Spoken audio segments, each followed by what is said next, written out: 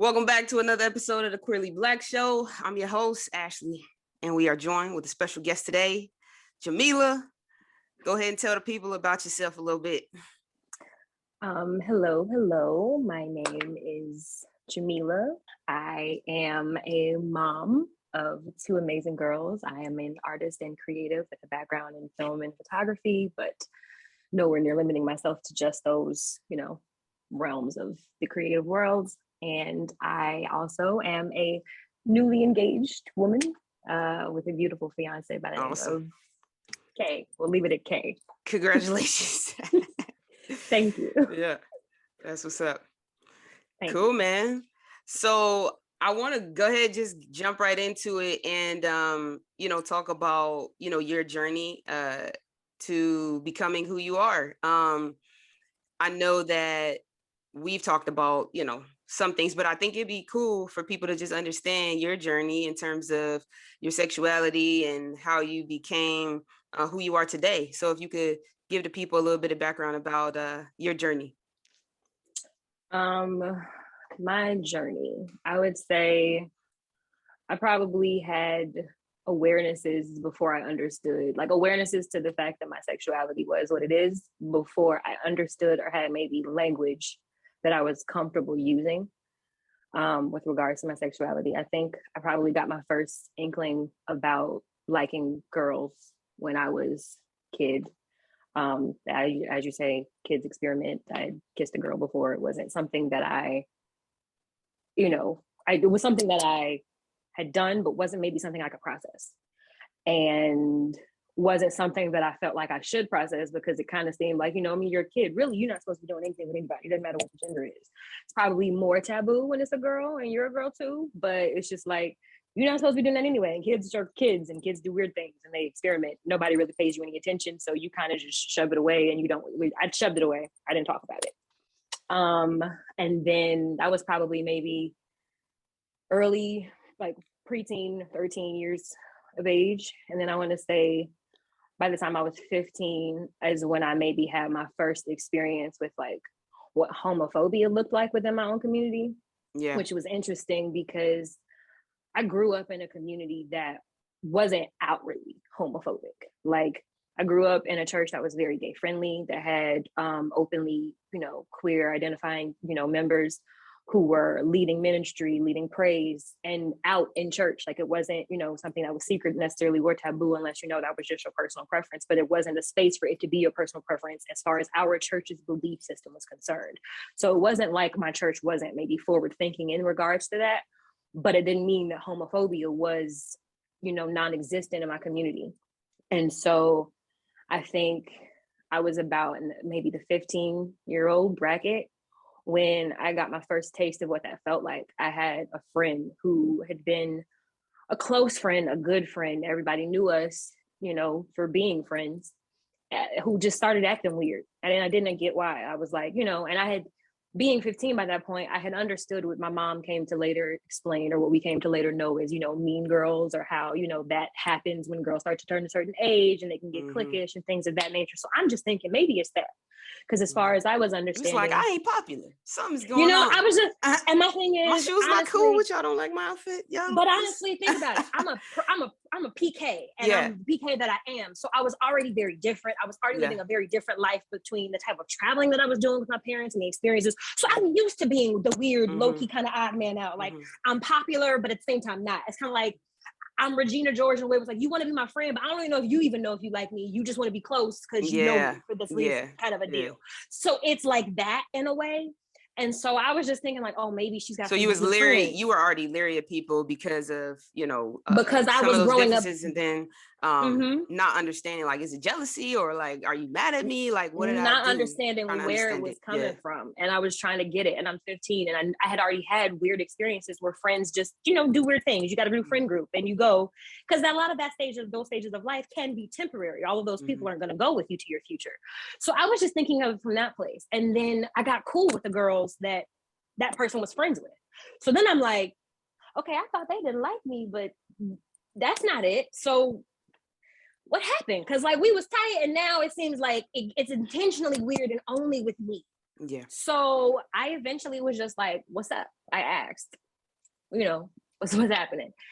And she told me, and I still don't know to this day who was saying what, but apparently some things were being said about me around church, about me liking girls. And mind you, at that point, I told you I had already had a moment and was like, I don't think so. So I was like real hard, like, no, don't even think about whatever that happened. Like, just kind of shoved it away. I didn't even want to pretend like it didn't exist. And so when that happened, I felt even more outcast, more confused, because it was like, but I'm not even doing anything. And then on top of that, in my brain, I was like, I haven't come to terms with labeling myself anyway. And then more so, seeing people who you've seen be cool and comfortable with other people who are living their authentic truth, if that authentic truth, and as it relates to sexuality, might be that they identify as queer or gay or whatever, but then watching them engage with you in a way that's like, but you don't vibe with me if I'm like that, even though I didn't know that I was like that fully. And so it made me, I feel like, really just shove that part of myself in a closet and bury it away, like really, really, really, really far deep in the back, because it wasn't something that I didn't want to be any more different or weird than I probably already felt. Mm-hmm. Like, I was already very just growing up in a different environment, growing up in a different way, having experiences that my peers weren't necessarily having, and then struggling to relate to them without them thinking that I think I'm better than them or anything like that. So then having people now also feel like, and now we got one more thing because we think that we know that you're this. And I didn't even know that I was that. You know what I mean? Like, I couldn't. Because at that point, you'd, as a kid, already identified, like, I might like girls. Then you say, okay, but we're gonna just not deal with that. So you proceed with your life as, for lack of a better term, a straight woman, right? And then it comes up again. Or straight passing anyway. It's straight passing. I like that, straight passing. That's awesome. So then it comes up again because of a conversation or rumors that are happening at the church, but you weren't even identifying with that at that point. You're like, I'm moving forward, I'm straight passing, we're going. And then somebody else identifies the fact that you like girls. And you're like, well, I was moving forward. I'm not on that. And then it made you bury it further because you're like, oh, maybe it's still too high on the surface. Maybe I'm still like gazing too long. I'm still like, you know what I mean? Like, what am I doing here that's like making people, the straight passing is not passing. I'm failing at this point. So like, what's happening? And then it goes further, which I think is interesting because that happens a lot of times, right? Like people have, they try to remove that identity, that part of the identity, but then there's things about you because your sexuality is not it's not a compartment, it's a part of who you are, right? And so it's like really hard to mask it. So I think it's interesting. So then after you found that out and you buried it further, like what did you think? Like what were some of the things that you kind of started to process as it relates to your sexuality? Did it ever dawn on you, or like did you ever have a thought like, oh, well, maybe this is not something I can really hide, even in your process of trying to bury it? I probably so one of my first clues to that, well, there were a couple. One of my first clues to that, honestly, is my niece. My niece, I won't say her name, but she knows who she is. For as long as I can remember, has been telling me since we were kids, baby, you're gay. Now my niece and I are the same age. Let me give some context. She's my niece, but my niece and I are the exact same age. I remember her. Yes, we are exactly 6 months apart to the day. She's February, I'm August, and we're like sisters more than we are like aunt and niece. So we've always had a very tight, very close, very I can be real with you relationship. And I don't even remember what age we were when she said it, but I think she was probably the first safe space where I ever started like just even jokingly trying to like peek out the closet, like, hey, excuse me, I was just wondering, what you think about? Like, what you think? Like, I would ask her questions like jokingly when we were younger, like, I mean, what would you do if I like girls? And she would like, more often than not, if not every single time, laugh it off and be like, baby, I already know that you do. I'm just waiting on you to figure it out. Like, come on out that closet, girl. I feel like she was opening the door, like, I know you're in there. I don't know what they know. I know you're in there. When you're ready, right here waiting for you. Let's go to the bar. Let's go right to the gay bar. Let's find out. Let's see something. So she had already like said that to me, and like but it was something that was without judgment, and also wasn't something that I took serious. Like, we laughed. I knew to some degree though she wasn't like fully joking, but also it wasn't something that either one of us pressed. I could tell she was really like, no, look, you go in your own time. Even down to like when I really finally did come out and tell her, and she was just like, baby, I've been telling you, so welcome, hello, I've been waiting on you. What's up? We going to go get some girls? Like, what's up? Like, so it was because I was nervous even when I finally like realized it, and it was about to like start telling people.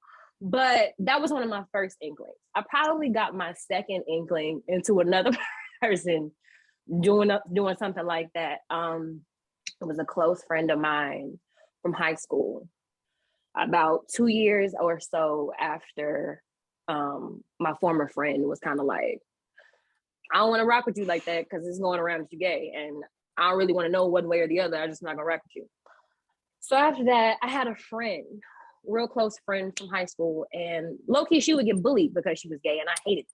Like I've always just, I don't like when people treat people like underdogs. Like, I don't like when people, that's just, I think, probably genetically encoded into me, when you think about whose child I am. So that's just a part of my essence. And so it would bother me when people would like treat her less than. It's because my thing is to be, openly out. Like, she, before her, I think she evolved even further into her identity. She was very clearly and openly out in a time frame where there were not that many of my classmates who were. Although now that I think about it, probably should have got a clue because I was friends with, I think, everybody in my class that was gay, whether that was a boy or a girl. So that probably should have let me know something. Now that I reflect on it, like, you were tight with all of them. Look in the mirror, girl. You didn't even know. Listen, I didn't, but one of them did. This friend who I used to hang out with, we would kick it. She told me once, like, she had a crush on me. And it was funny because at the time I wasn't ready to, like, although if I had to look at it in hindsight, I would probably say I had a crush on her back, but I couldn't understand or process it for it being that. And so I was just like, I appreciate you, I don't feel the same way though, but that doesn't mean we can't still be cool, we can't still be close. And it didn't change our relationship. Matter of fact, she told me, she was just like, it's okay. She was just like, because I have a feeling you like girls too. You just don't know it about yourself, and you're not gonna realize it probably until you're in college. And man, was she right, because that's literally what happened. It was like, I got to college and I was like, what's happening? Because I don't have language for this, but it's giving everything I've ever seen in a movie, but like when a girl feels that way about a guy, but it's me and it's other girls. Help, I have questions. Like, what do I do with this? Hi, my name is Jamila. And I like girls. It's giving very much so, like, it's giving like, I'm like, especially when you like talking to other people and you're like, oh, you don't do that too. You might need to go back to the drawing board. That's never happened to you. Okay. You might want to go do some deep sea diving and explore yourself, girl. Cause I was like, I didn't have, like I said, I didn't have a way to process it for real at first. And it took some time because it was like, I had people who I felt like were open and welcoming and accepting of gay people, queer people, but it's one thing to watch somebody from the very outside looking in, accepting other people when it's not close. It's another thing to put yourself in a vulnerable space to basically, because a lot of people have decided to reclaim the terminology. Instead of calling it coming out, we're no longer coming out. We're letting you in. We're letting you into our world. We're opening it up for you to let you have that information. Because otherwise, for some of us, if we don't give you that information, you're just going to automatically assume that we're straight passing. And that's okay. But because we're proud, because we're comfortable, because we want to live authentically, and some of us want to live out loud, and maybe even more out loud than others, we're letting people in more.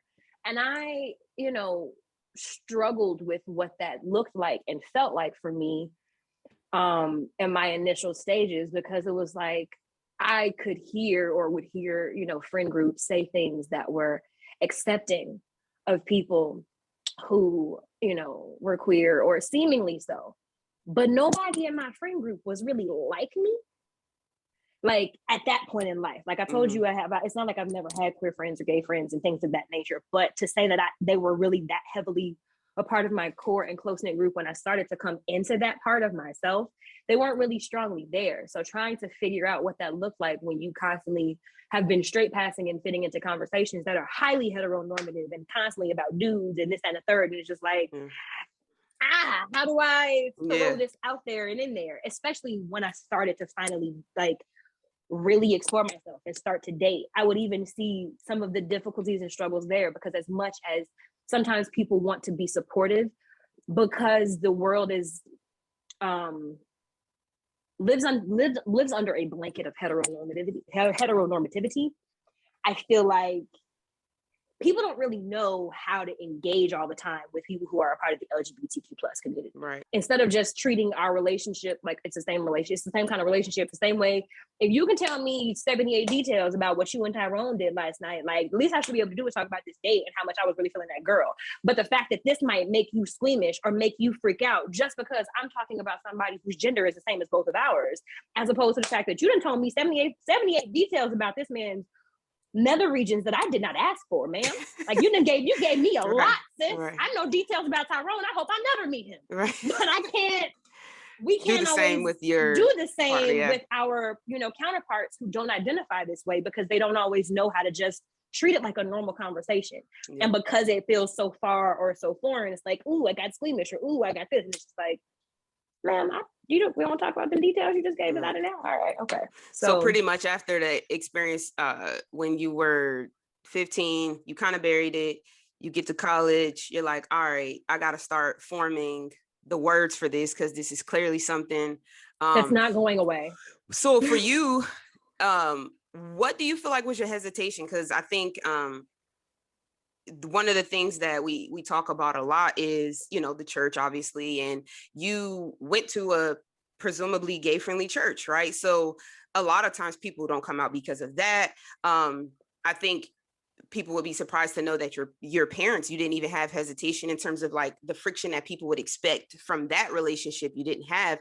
So then for you, what do you feel like was the thing that I call it like a glass box, because or glass closet, because it seems as if everyone around you knew, right?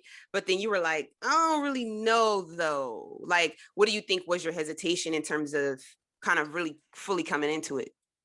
I think it was a couple of things. I think one, it took me a long time in life. Well, it took me a long time in life to get to a space where I felt comfortable living in my authenticity and whatever that meant and looked like for me.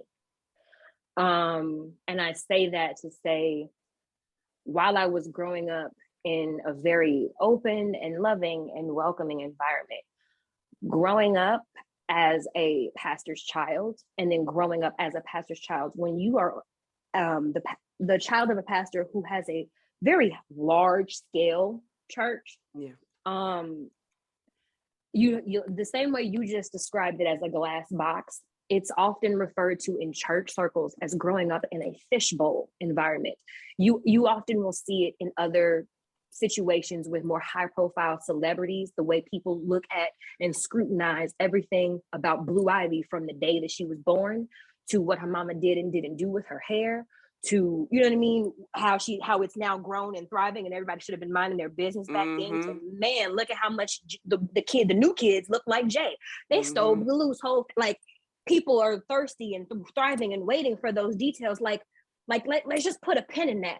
You're scrutinizing a child, a child who's fresh into the world, a child who's learning the world, a child who's got to learn and process and grow into who they are and figure out what that means, independent of all of the things society is going to tell it, that it will probably have to forget to get to who they truly are.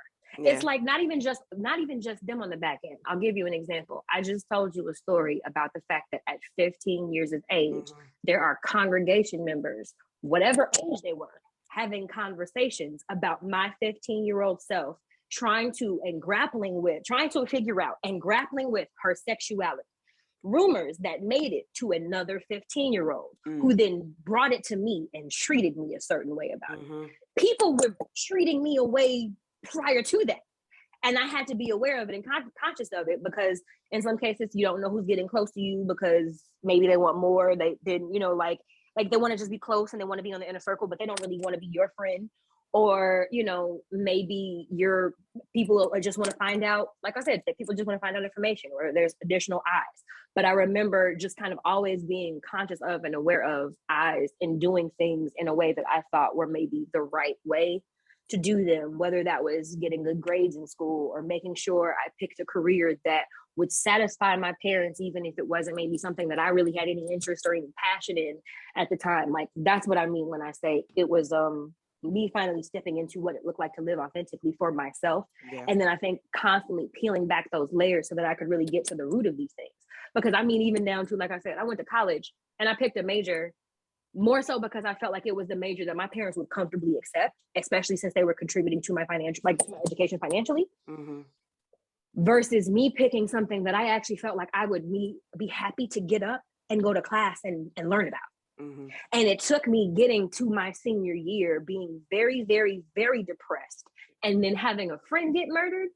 Like, I had a car accident that totaled my car, and a friend was murdered all within a week of each other. And he got murdered down the street from where my car was totaled. Like, all of those things happened at one time. And that started, I think, opening my eyes just to as a constant reminder of how short life is. Like, I was reminded first, like, you could have lost your life. They told me that my car totaling the way that it did with both air flags deploying basically took a small explosion almost for that much impact to happen. Then I was like, and now you just lost a friend. So having things that were kind of like a catalyst to push me forward into just being reminded, like, you have to live life for you, because at the end of the day, you being miserable does not make it. Even if everyone else is happy, you have to live your life, and you're the only one living it. So those things were like I was slowly peeling away and coming into being more authentically myself. And in doing that, I realized it's on every possible level and every facet, whether that means I grow my hair out in locks and I cut it off one day and I grow out a new set of hair, whether that means I'm choosing to love who I want to love, and the person that I want to love, or the people that I want to love more than anything, are women. Whether that means that I am choosing to pursue creative pursuits and industries that are unconventional and that nobody really around me has ever experienced anyone doing before, but I know that I'm good at it and I'm finding ways and figuring out how to do it. Like, I think it was just a constant peeling away of the layers of really being reminded that you have to live this life for you. Yeah. And a lot of times the ways that we are raised, the ways that we are trained are not centered on self. And notice that I say centered on self as opposed to self-centered, because those are two different things. Yep. Centering yourself and finding a way, like, we don't often put forth practices in our society that teach people like the importance of how to take care of themselves and the necessity of doing so, no matter what role in life you ever take on, no matter what job you ever have, no matter what you're ever doing. You're a wife and a mom, that's wonderful. You still need to be taking care of yourself. You're a single woman by yourself, that's great. You got a career that you love, that's cool. Do you make sure that you're taking intentional time, though, to spend with and for yourself and your comfort in your solitude? So you got comfort in your solitude? Like, finding that's a new conversation that's happening, because I think people are learning that the narrative, you know, for so long, like, of woman being the caretaker of the family, like the creator of a home, but like the part of taking care of yourself and making sure you're strong enough to actually take care of your family is kind of disappearing. Like, it was something that now has recently kind of rose, and women are taking more ownership of, like, that understanding, like, I have to take this hour for myself. I have to, you know, take this 30-minute walk for myself so that I can recharge myself for my family, like, to continue to put the battery in my own back. But I think what people so often miss is that the mental health aspect of this. So all the things you're talking about, right, with being fulfilled in your own career, going to college for what you want to do, right, living out your sexuality for yourself, right, like, you know, owning what that means for you is a part of taking care of yourself as well. But the mental health aspect is not something that for sure is not talked about a lot, and is definitely not talked about in our community as Black people. So I want to talk about I know that initially there were points in your journey when you started to come out or let people in, where you identified as bisexual and now identifying as demisexual. And I think that's interesting. And I want, if you can, describe demisexuality and help unpack what that means, because it's interesting, to be to understand that for you, it takes an emotional connection to be sexually attracted to someone, and why that's different than bisexuality. Because demisexual, from my understanding, and I want you to elaborate, it doesn't necessarily have a gender assigned to who you like. It's about the connection. But then how's that different from bisexuality? So bisexuality, typically in the blanket term of understanding, is an explanation of a person who is attracted to both genders, whether that is a man attracted to men and women, or a woman attracted to men and women. And some people start to get into the stipulations of what that looks like, because, for example, within that, then those people might say, if you're bisexual, you are also attracted to cisgendered men and women, like men and women born as men and women who identify as men and women, and then only within those realms and those brackets. Sometimes you might be bisexual and, be open to the scope of the different kinds of terminology that exists for different kinds of, lesbians and other queer people. But typically it's a blanket term that will defines people who are attracted to both genders. Whether you want to get into the specifications, I never specified in terms of like, you have to identify as like cisgendered, because I felt like I knew women who were comfortable and powerful and confident in their womanhood, but who also had masculine traits, and thus I feel like embraced a level of duality. So I don't know if I really would call them fully cisgendered, as much as they may be more queer identifying. It gets tricky, but the point that the blanket, the basic way to understand it is somebody who is attracted to both genders, men and women. And when I was in that space, I thought that was my truth. I mean, living and growing up in a heteronormative world and experiencing things living a heteronormative life, I had engaged with, men in my past, and I had experienced engaging with guys and felt like, no, this is something. I had felt like intense connections in a way where I was like, I don't know if maybe it ever fully approached the point I can say it never fully approached the point with any man where I considered maybe spending a lifetime together. But I wouldn't deny saying like, I have loved a man in the past. And that was a part of what let me know, like, okay, understanding love for what I understood it to be at that time, and knowing that I love that person, but also knowing that I'm capable of feeling this way, and knowing that I'm capable of loving a woman. That was how I started identifying myself as bisexual. I got to the point of demisexuality and really understanding that with myself when I was in a bad relationship. I was in a really bad relationship, and it was with a woman. And crazy thing is, as bad as it was, I had no sights set outside of the relationship. Like, not even to look at other women. Just I was where I was. That's just who I am, I think, as a person also. But I was where I was. I picked where I was, and even though it was bad, and I felt like all signs were pointing to, you need to go. You need to run like anime at the end of What's Love Got to Do with It, sis? Like, you got to go. Even though there were all the red flags pointing to that, I was like dead set and stuck. And it was like, yeah, this is what I want. This is what I want to do. Even though it was like, you should leave, you should go. And what happened was I ended up reconnecting with a friend from the past. It was a man. And when I reconnected with that person, it started off honestly and as nothing. Like, I was ending this situation. Started off as good friends. No, but what's funny is it's something like that. I mean, like, it wasn't like there was no understanding or awareness that we had ever had chemistry, the guy and I, but it was more so a very clear, like, for me at least, when we started communicating, I wasn't on nothing. I ain't looking for nothing. Like, I'm miserable, but I didn't pick my misery and I'm in it. And I'm gonna be happy with it, okay? Like, that was where I was. Right. I wasn't thinking about anything else. And when we became friends, it was like, okay, da da da da. I said that as just a general blanket of it was when we were just talking, it wasn't anything. And what I started to recognize was because I had, you know how they say, emotionally or mentally, you know, you might, as a woman might leave you long before she physically walks out the door. And so what I was starting to recognize was happening for me is my relationship was over. It had dissipated. And I was like, this is done. You ain't even faithful over here anyway. So I don't even know why I'm still holding on. I digress. So at this point, you're still pretty much in a relationship with the girl, but you start connecting again with a male friend. We weren't even doing anything. And then, I hate to say it, but one of the nails or final nails on the coffin of the crazy coffin, because there was a lot of crazy stuff from that relationship, but that's another book for another day.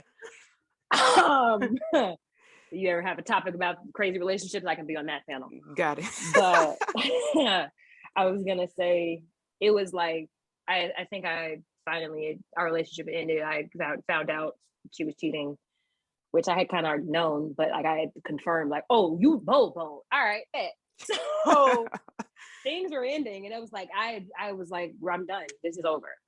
And I remember there still being like an interest on his side, and I was just like, I'm gonna be all the way honest. I'm not trying to do something like serious because I just came out of something serious, and if there were to ever be a shot, I know I would need to make sure I was on the up and up mentally and emotionally wise before we did anything, because I wouldn't want to take this to a serious level as far as a relationship, and then, you know what I mean, it wasn't built to sustain, because I came, like, it was really more of a trauma bond than anything else. Mm-hmm. But what I did recognize was I felt comfort and I did feel safety in that engagement, which was something that made me open to engaging and connecting with him.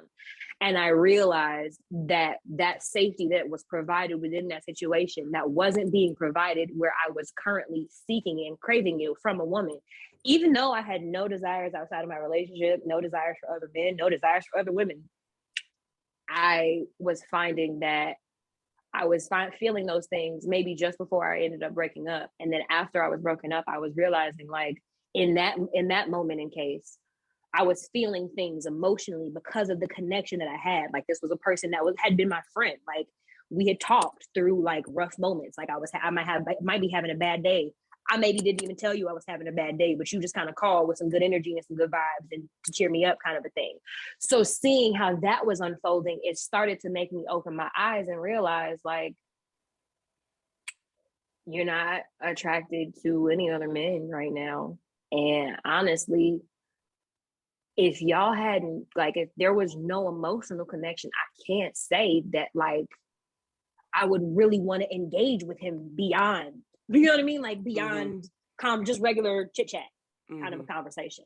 But because I was feeling the emotional connection, I was recognizing that my sexual attraction and desire are tied heavily to my emotional connection. And I realized, because part of how I realized even before I had gotten to that part was when my bad relationship was ending. As my bad relationship was ending, you know how I talked about a woman will leave you mentally and emotionally before she leaves you physically. I was recognizing that because of the nature of how bad things were and how bad things had gotten, my emotional connection to her was dissipating rapidly. And because that emotional connection was dissipating rapidly, even though I still visually found her, like, I can acknowledge and own, you're a pretty person. But physically right now, I feel nothing. I'm not attracted. If you were walking down the street in the baddest outfit, I wouldn't give it a second look. Like, that was when I started to realize, like, a lot of how I was, and I also hate to admit it, but I will say, like, it came up in its own ways in the relationship, because before she was realizing just how over and done I was, and also before I found out everything I found out that made me end up being like, all right, this is over for real. She would try to initiate things. You know what I mean? Like, she would try to initiate sexual activity with me. Yeah. And I wasn't. She was trying to smash, and you was like, nah, no, tonight, for real. Nah, it was like after I realized, like, our emotional connection had, like, you have been destroying it for months. Mm-hmm. You have been destroying it for months. After that, I realized I was like, I don't feel the same way that I feel or that I felt starting this out. And I was looking at her, able to look at it and acknowledge like, man, I can still own it and think like you're an attractive person, but emotionally, because we're so off, I feel nothing for you physically. Like I can't even fake the funk. Like, you know what I mean? Just get myself there for the purpose of getting there. And so that was when I started to realize like a lot of my sexual energy is tied into how a person makes me feel emotionally, because if I don't feel safe, then I don't feel like I'm going to get to that space to even be able to be physically attracted to you in that way. And you felt that you felt that from your male friend that you started to connect with. Well, not even just that. Like I'm saying, it made me, I evaluated my relationship with her, and I saw how once she had severed our emotional connection, my sexual desire dissipated. Yeah. And I realized that I had no sexual desire whatsoever on this other side. Yeah. But he built the emotional connection enough, and it was on point enough that I was like, damn it, I might have, excuse the language, but I might have some sexual energy here now. What's happening? And that was how I started to recognize and realize like, I can't say that it's only about gender for me as much as it's about the emotional connection that I feel and that I'm able to establish. If I had to, I would probably define myself as a demisexual with a preference for women. But I know at my core that for me, if we're not bonding emotionally, if I don't feel like we're connecting on that intimate level for the deeper things, not just like the sexually intimate things, I'm not gonna feel nothing. It's gonna just be like, well, this is nice, or you're nice to look at, but I don't feel like I wanna go, anywhere. So. Got it. That makes sense. So the emotional connection is almost as important in demisexuality as the gender is in other parts of the queer world. So like where people might put more weight on the gender in other situations, the emotional connection is where most of the weight is. Most of the weight is. Yeah. That's exactly the case, because I was going to say, the reality is, when I identified as bisexual, I could walk down the street in either direction and look, and I'd be like, I would smash, I would pass, smash. And this is gender free, like just free reign, doesn't matter, everyone. But where I am now, and this is funny because it's a game that I played with myself when I was in the midst of discovering it. I really had to look around and that's how I said a demisexuality with a preference for women, because I looked around and I was like, I can find a man attractive. I can definitely say that off the top. However, if that's where it stops, like at a surface level, and if we never have any further or deeper level of engagement or conversation or communication to potentially establish an emotional connection, I can't really say that I'm gonna be into it beyond like, you the homie, let's dap it up, let's have some conversations. Why? Because I've always been that girl. I've had male friends for as long as I can remember. But then it's like when I was taking the same inventory of women, and I was realizing, I was just like, I'm not going to date with you. I'm not going to date with you. Like, and I was taking those inventories. However, even though I could hear very clearly the might in my openness, I could feel within myself like, yeah, but I need to make sure you don't annoy me first, and that we can click like that before I can go, because it's going to be a waste of both of our time. Yeah. Like I had to go through those processes. But yes, I would definitely say that in demisexuality, the emotional connection is where it's everything. Yeah. Like being able to have that, to feel that, and to hold that for me is what makes everything else thrive. If you have me, if I feel like I'm safe, especially after some of the things that I've been through in my life, I've been through some things in my life. If I feel safe in your energy, not only just as it exists, but safe enough to be vulnerable, safe enough to be my authentic self, especially coming from a place and environment in my life where I couldn't always be that, whether it was because the environment is not safe to, even though your parents would honor and love and respect and cherish, you might not want to do that out here because the world is cold, baby, and these people don't really love you. Or like, I can do that in these spaces where it's like, that connection was established and it was solid. Yeah. It was genuine, and that honestly will build everything for me from there. So yeah. Got you. So now you're newly engaged. Yes, congratulations. It's amazing. to a woman. You. Yes, I am. And we kind of skipped over, but you have two lovely twins. My 18. You have a set of twins, I should say. Yes. From a previous situation. And so now newly engaged, for you, what does it look like when you're dating with your children, and then now being engaged? What were some of the conversations in the path that you had to get to feel safe enough to have another person in, close to your life. children? Yeah. So when I decided I was going to open myself up to see if the dating world had anything to offer me, I told myself, knowing that I was going in as a new type of a package deal, I was like, we don't have room for, so before I even met my partner, some people you can call it prayer, you can call it manifestation, whatever you want to call it. That's what I did. That's Sierra prayer. No, except Sierra's prayer was for Sierra, and my prayer was for me. And I was gonna say, see, the problem that I want to tell people, but I'm trying to mind my business, is y'all need to stop praying Sierra's prayer and start praying, your name ain't Sierra, sis. Your name is insert here. And whatever that name is, you should be praying it for you, because maybe you don't need what Sierra needed. Maybe you need something else. I digress. My point is, no, because seriously, I came out of my situation and I was like, okay, you have some evaluating to do. And so one of the things that I decided I was going to do, I just started looking back at myself in past relationships, looking back at myself in moments and spaces where I did feel safe, and take an inventory of what made you feel safe. Why did you pick this? Okay, great. Now, how can we improve upon that? What do we need better next time? Like, if we're going to be looking for the future, because when I say I prayed my prayer, I know that this line was not in Sierra's prayer. In my prayer, I say, all right, now look, you know your child, okay? I'm hard-headed, okay? And I'm over it. So if you want me to be with anybody, it needs to be clear. I'm going to need you to smack me in the face a little bit, okay? Mm-hmm. Like, I don't need there to be question marks. I don't need to be wondering, is this no. I need you to come and just straight muff me and let me know this is what it is. So one of those things, in doing that, I was very clear and very intentional and very mindful in my prayer, is that this person has to be somebody who can fully accept my situation and past and history for what it is, without judgment, and who fits and blends and meshes well with our unit as a family.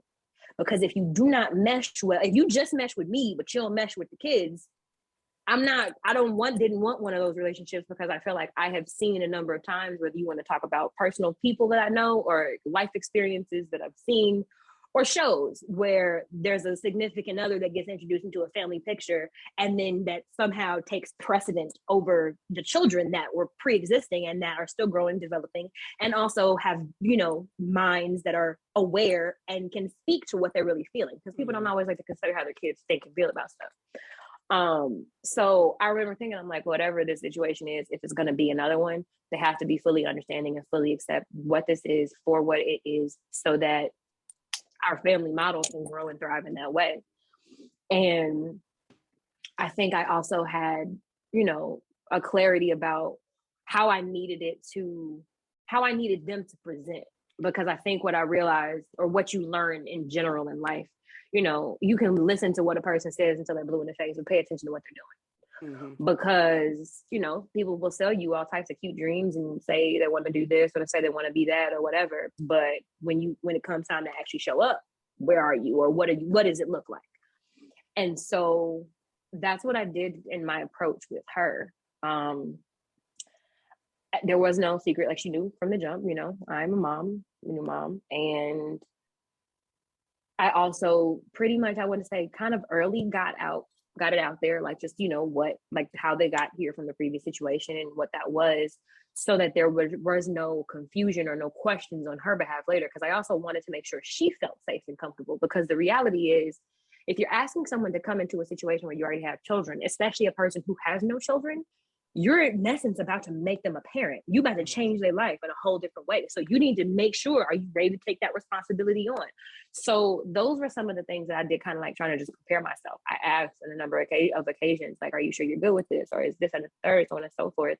But even more so, and this is honestly one of the reasons why she is my partner and is going to be my wife, I didn't, beyond what we do and say to make sure that we're on the same page communication wise, and to make sure that we understand those things with regards to the children and how we flow or function, she established that for herself. Like in terms of how it worked, introducing a new person into the family and things of that nature, like she helped the work be easier because she took initiative. Like it was like, you're telling me that you're interested, and I'm telling you that I have children, so it's not just me you're going to be dating. Like low-key, it's all of us. How you feel about that? She answered the question by being like, hey, so I sent the baby some clothes because I know you and I were talking the other day, and I know that you mentioned that they're about to probably be out of their such and such clothes, so I sent them some clothes for the next X, Y, and Z amount of months.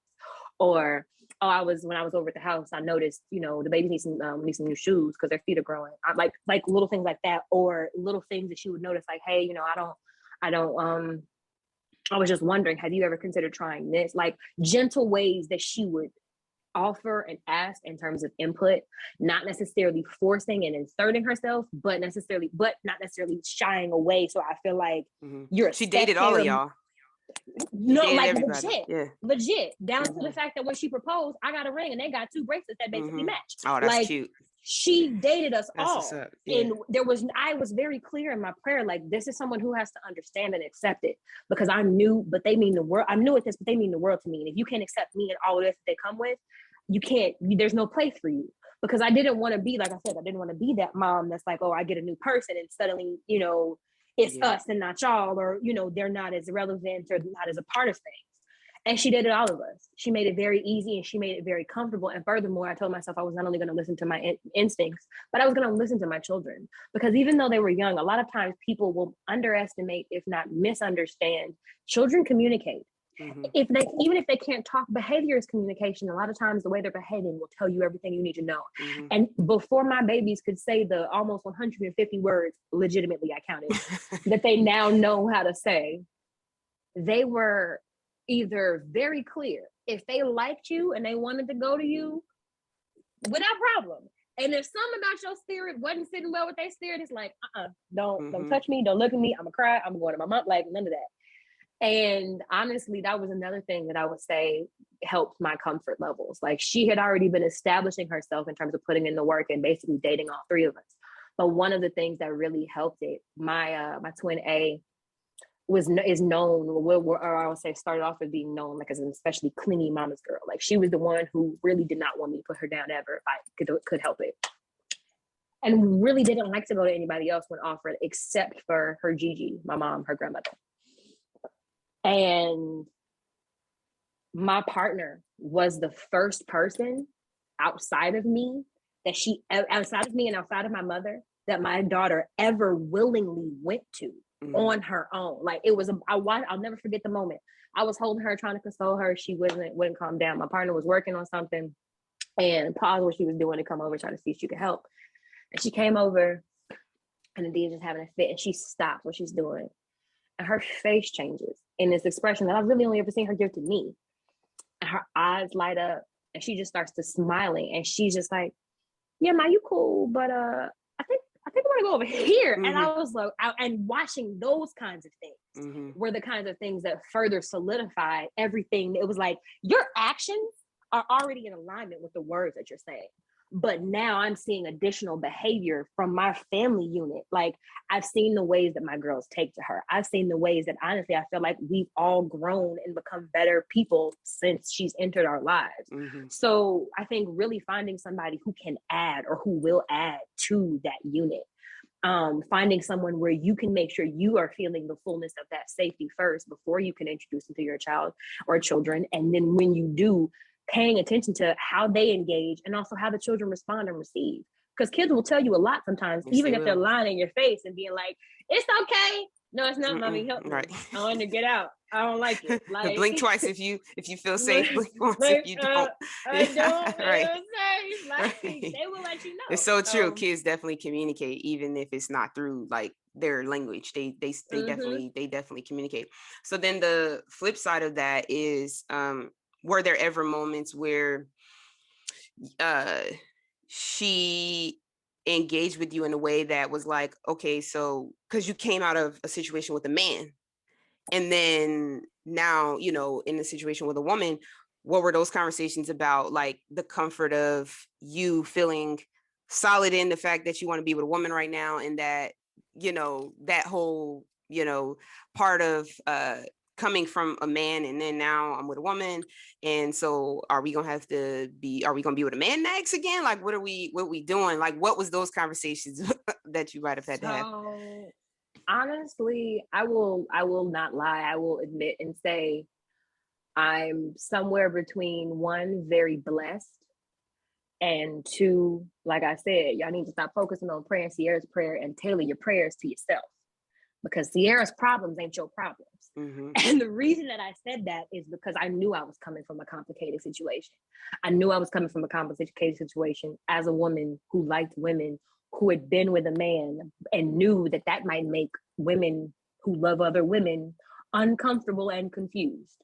I was already prepared for that. I was prepared for that because before I had even met the man, I remember that was like a question in my past relationship. And it was funny because I was just like, I spend every day with you.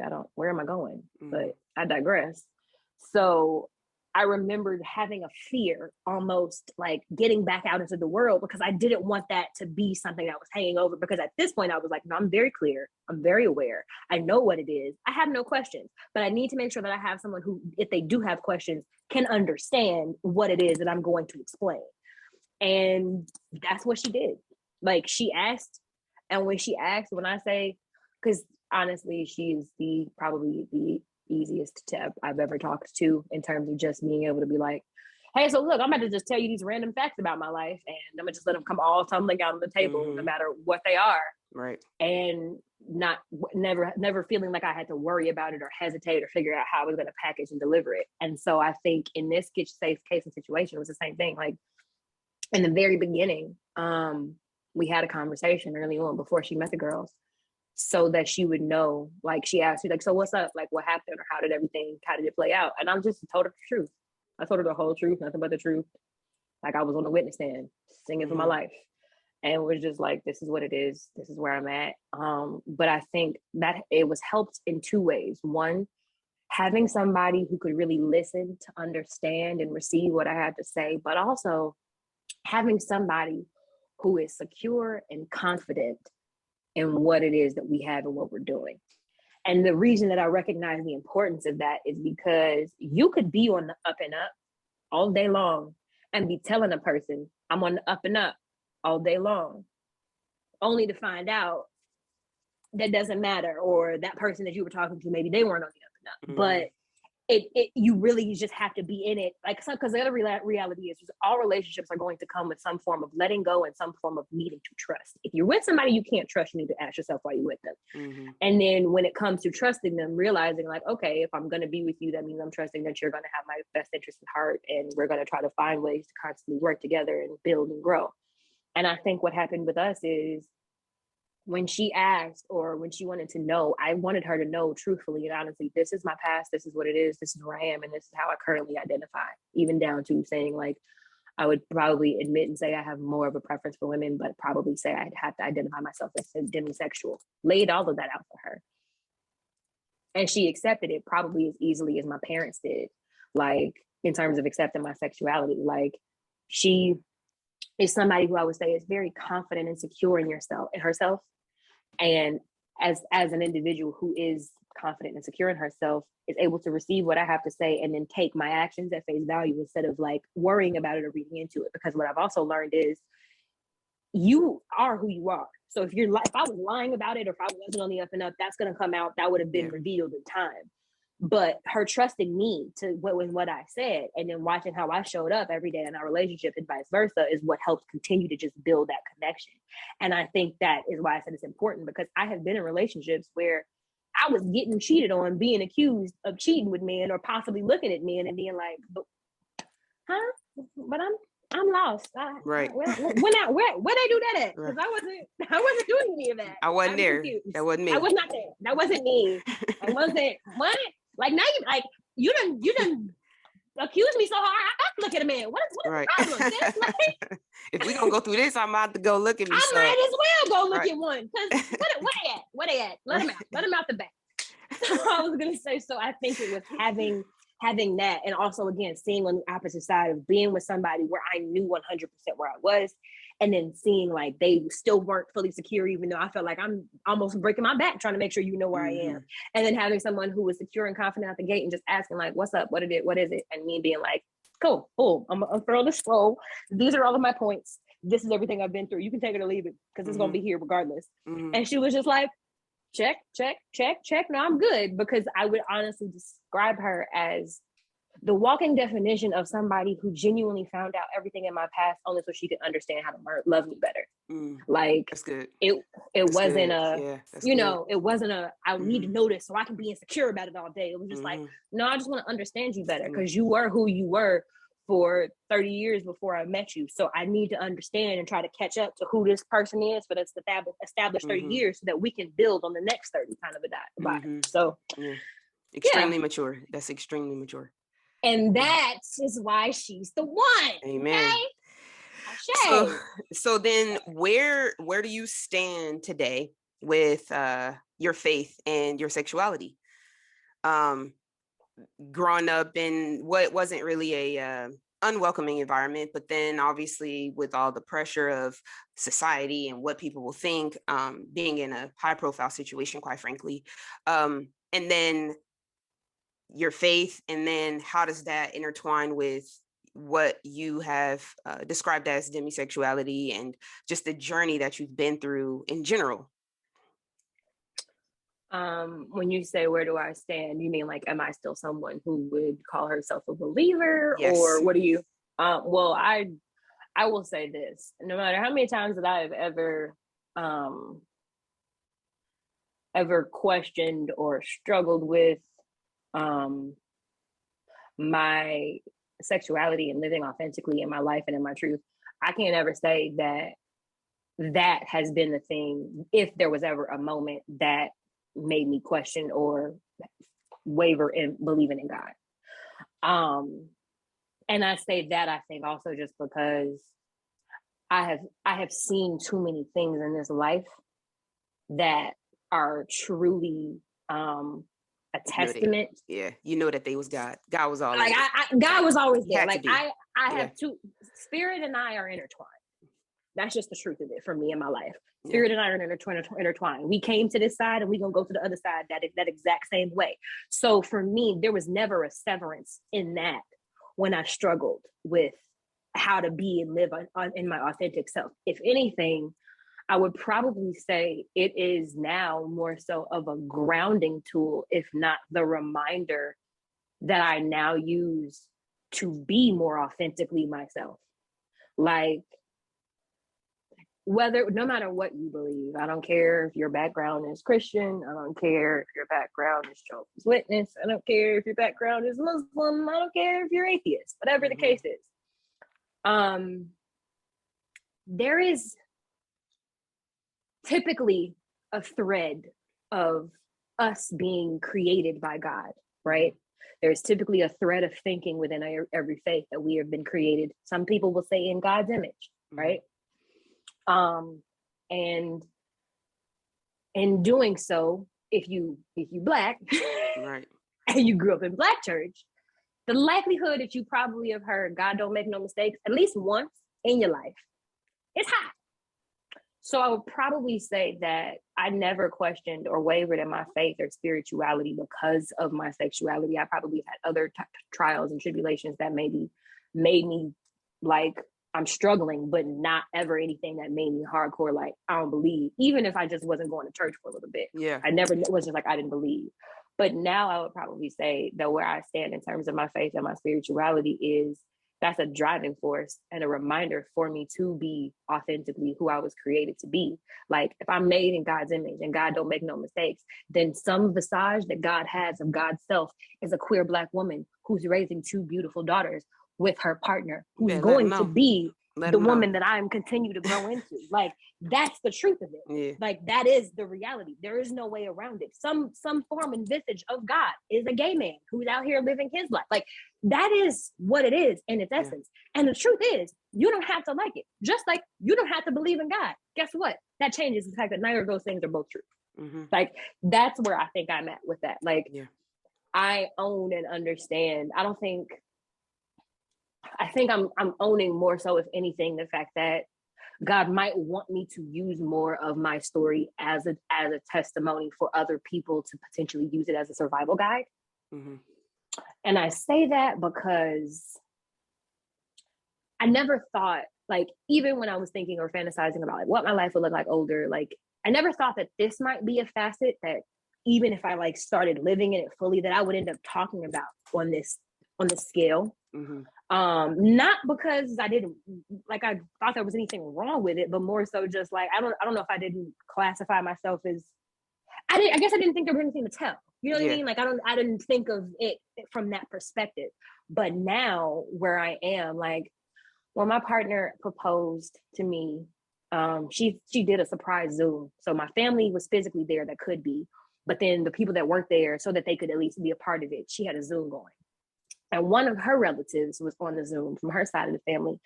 And that relative reached out to her and wanted to thank her for not only letting her be a part of it, but for being willing and open to share her love.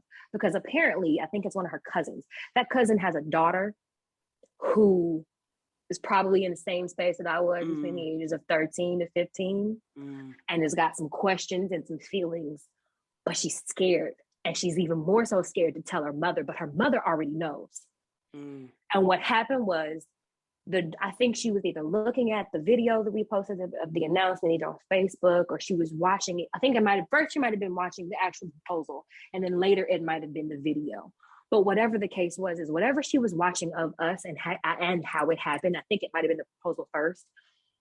She was watching it, and her daughter came in and was like, "What are you doing? Or what are you watching?" And she showed her, she was like, "I'm watching your cousin. She's proposing to her girlfriend." And the mother said, the way the child's eyes lit up, like, ooh. The way the child's face almost looked like it was like somewhere between like happy tears. Yeah. And she was basically thanking us for being able to share that, so that it offers an open door for her child to be able to live and stand authentically in her truth. Yeah. And I don't think I ever thought that I had, like, I never think of telling about this part of my life, because I'm just like, well, not like in a bad way, but it's just like, how much do we talk about other people, like wives and kids or husbands and kids? Like, not in a bad way, but just that's not often the forefront. But I realized that there are so many facets of my story, and more so, it's such a beautiful story of finding your way to authenticity and the importance of doing so, that I'm finally starting to realize there might be ways within my story, or a message within my story, that will help another person by hearing it, even if it's just finding the courage to be more authentic and bold enough to just own that that's what it looks like. And I know everyone can't do that, because all situations are not feasible for you to do so, and you could possibly get hurt or be harmed trying to live authentically. But realizing there is power in doing more so of that, and also just thinking about the power of a little girl getting to see something like that, because there weren't people that looked like me living lifestyles like mine in the environments that I was growing up in. Yeah. Even when I think about like having the openly gay church members, I would say all of them were all men. There were nowhere near, if any, as many openly queer women, and let alone queer women adults. Like, the one that I did know was younger, and it was not easier for her, just like it wasn't easier for my other friends in high school. So, you know, just seeing those things, I think it's nice to know that I can be a beacon of hope and light for someone else, because I know that I didn't see people that looked like me when I was growing up, but maybe it would have helped me get to this place sooner, to know that there were other people who were living that life and they grew up and they were okay. Yeah. So yeah, I think that's probably where I am with that. That's awesome. Yeah. So we've come to the end, but before we go, there's a kid out there who's struggling the same things. that you may have experienced growing up, what is your advice to them? And even a grown up, right? I mean, some people blossom a little later, may have been through a marriage or another relationship, and then they're like, okay, let me really come into myself. What is your advice to them? My advice would be, number one, there is nothing wrong with you. There is nothing wrong with you. If you believe in God, God does not love you any less. If you are surrounded by people who do not know how to be accepting and understanding of people whose lifestyles that do not look like theirs, that is their problem and not yours. There is nothing wrong with you. Do not ever forget it. Do not ever let anybody convince you that there is. God is not going to love you any less because that is where you are in your life. That is who you have discovered you are created to be. That is okay. Number one. Number two, your time is your time. And that doesn't always feel good in the moment because it might make you feel like you're not where you're supposed to be or it's taking longer to get where you want to be. Don't worry about that. Your time is your time. You're where you're supposed to be on your journey in that moment, in that space. Because when you get to where you're trying to go, it's going to make a lot more sense why you were where you were when the things were happening that were happening. So your time is your time. And probably my third piece of advice, I'm going to do it like old school church and give 3 points and then I'm going to be done. My third piece of advice would be don't give up. And why I say don't give up is because it's easy. And I spoke to it earlier in terms of there's nothing wrong with you. And you spoke to it earlier in terms of mental health. Society doesn't do what I think that it should be doing in terms of the conversation with mental health, as far as mental health is health. Same way you should go and get a physical and a checkup, we should be making that something that we regularly do with our brain, because our brain is a part of the body. And if you're struggling with who you are or where you are in your journey, for whatever reasons you're struggling, can affect your mental health. So and that can make it easy for you to want to give up. But as I go back to point number one, there's nothing wrong with you. And 2, your time is your time. 3, do not give up, because if you give up, you might not make it to those moments that you're praying for. You might not get to live in that glory. And I say that because I have been in a dark space before. I have tried to take my own life. And if I had been successful at the time frame that I tried, I wouldn't be here able to see my growing children who are about to be 2 at the top of this year. I wouldn't be here to have met the love of my life and be engaged to her and have found my way into living authentically and happily in that freedom. I wouldn't be pursuing creativity with every fiber of my core, because who I am at my essence is an artist. Like, if I had given up, if I had been successful when I tried to give up, I wouldn't be here to attest to all the beautiful things that I'm witnessing, even in the midst of all of the madness that we're currently existing in. So that would probably be like, I know it might be hard, but don't give up, because the better is coming.